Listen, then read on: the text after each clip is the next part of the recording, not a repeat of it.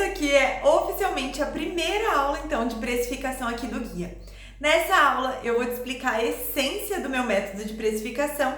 Daí, nas próximas aulas, a gente vai olhando com mais profundidade para cada um desses aspectos da precificação. Então, primeiro, eu quero te explicar que aqui dentro do meu método de precificação, eu não vou te ensinar só a precificar um produto usando fórmulas matemáticas, nem planilhas.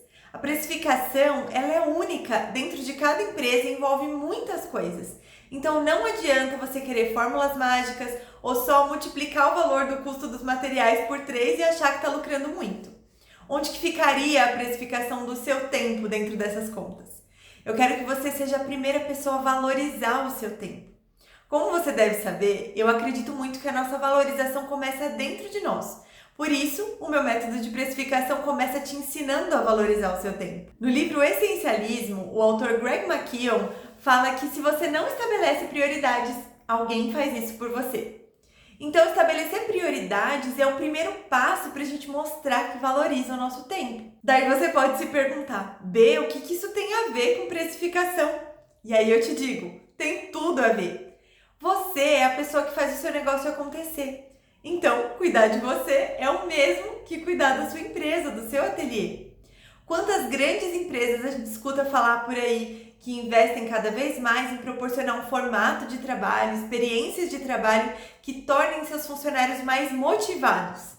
Então, por que você não investiria na sua melhor funcionária aí do seu ateliê, que é você? E foi pensando nisso que eu decidi que o primeiro pilar do meu método de precificação seria você. O que está envolvido nesse pilar? Antes de tudo, olhar para a sua rotina.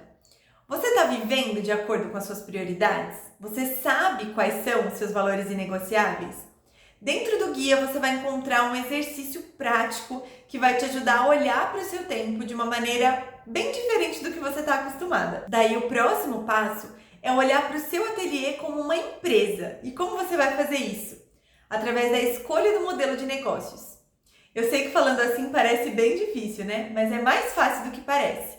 E esse passo é muito importante, tá aqui logo no começo do método, porque ele vai definir quais são os serviços que o seu ateliê vai oferecer, quem são as suas clientes e onde elas estão e como você pode se diferenciar das suas concorrentes. Fazer esse exercício vai te direcionar não só dentro da precificação do ateliê, mas também na hora de atrair as clientes certas de forma estratégica aí para o seu ateliê, clientes que valorizem o seu trabalho. Porque se você faz tudo para todo mundo, você acaba não sendo vista como especialista em nada. Então, escolher um modelo de negócios é um passo bem importante se você quer ser uma costureira valorizada. Na aula do Pilar Você, eu te explico vários exemplos de modelos de negócios dentro da área da costura e isso vai te ajudar a entender de maneira bem simples e prática como funciona esse assunto e como escolher o melhor modelo de negócios para o seu ateliê. Depois de olhar para a sua rotina, estabelecer prioridades, escolher o modelo de negócios, agora sim é hora da gente pensar no dinheiro. Quais são suas metas financeiras? Quanto custa o seu ateliê e a sua vida? A precificação correta é um meio que você tem para alcançar os seus objetivos.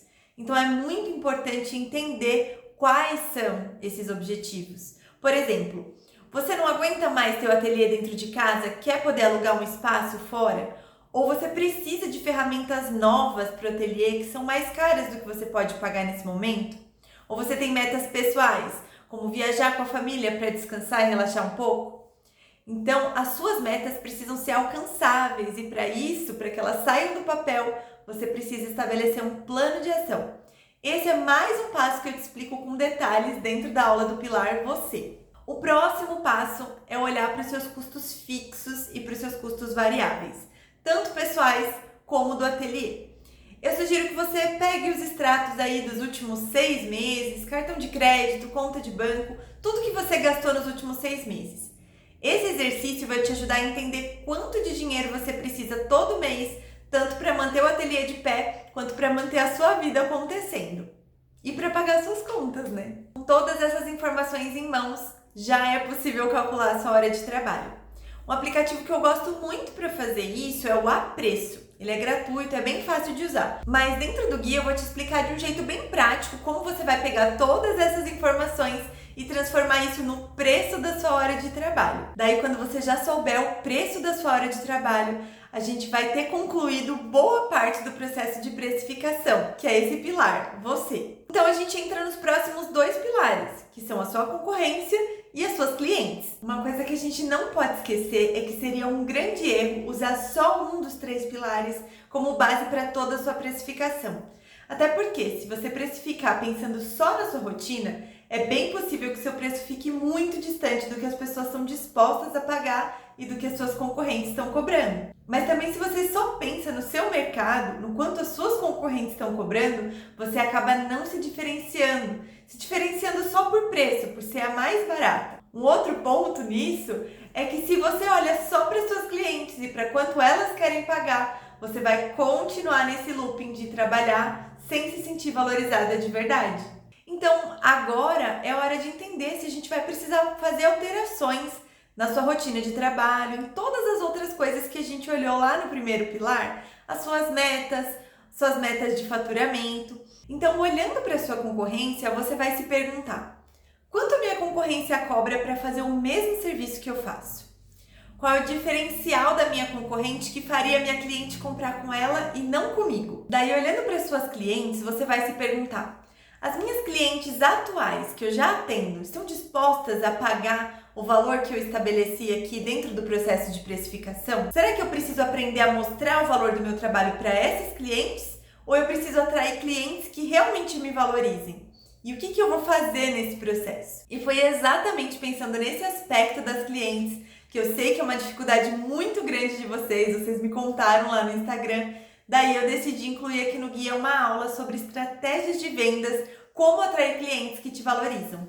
Eu tenho certeza que essa aula vai te ajudar muito a aplicar a precificação correta dentro do seu ateliê. Agora que você já entendeu a base de cada um dos pilares, a gente vai se aprofundar em cada um deles e vamos nos ver na próxima aula do Pilar 1, você.